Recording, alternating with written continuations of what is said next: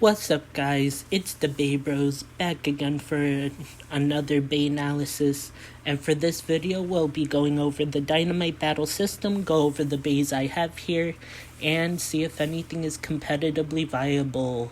But before we begin, 98.6% of people who watch my videos are not subscribed. So please hit subscribe if you want to make YouTube my full-time job. I would greatly appreciate it. The Dynamite Battle System is the 6th season of the 3rd generation of Beyblade called Beyblade Burst, and introduced new designs, new gimmicks, and these bays feature a new ability, which every Dynamite Battle Beyblade has a low and a high mode, as well as more parts which constructs the layer. And with this season came an anime of the same name and a new character in Belle Diokuten, or later localized as Belle Dizora, in addition to some familiar faces.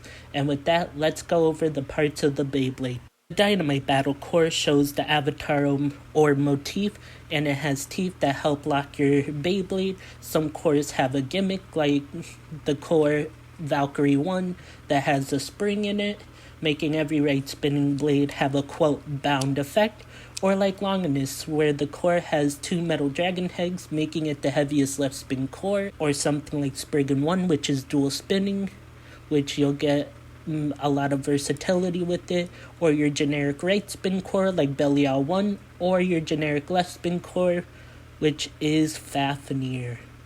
And with that, let's move on to the next part. The armor is a metal piece that gives weight to the layer. When you're making combos, please be smart when choosing the armor. Typically choose the heaviest one, like 0, and as well as 2, which is an all-around good armor. And there's 3, which should only be used on 3-sided blades. And yeah, with that, let's move on.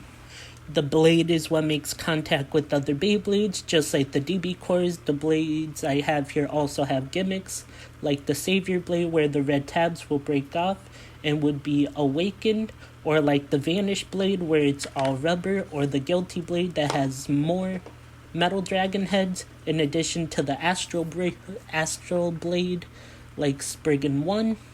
It is also dual spin. And to add on, the Dynamite blade was able to evolve as you purchase all the releases that have a specific gear included, and as well as the Cyclone blade. It has these 2 wings that'll either come out or be fixed depending on the placement of the armor. And with that, let's get to the driver section. The driver is what makes contact with the stadium, as well determines your movement pattern.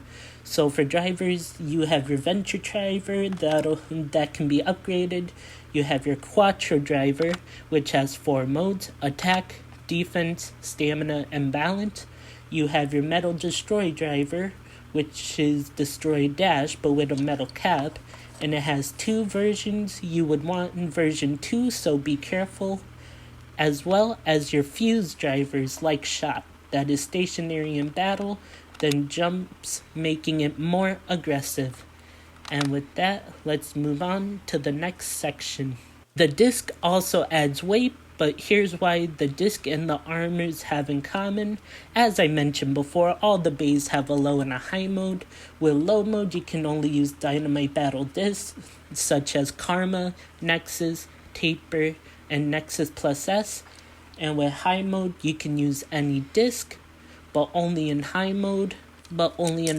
Because it will not work in low mode, with one exception, and that is the Shot driver. It is a fusion of a disc and a performance tip, and the gimmick is, when launched, it jumps and becomes aggressive.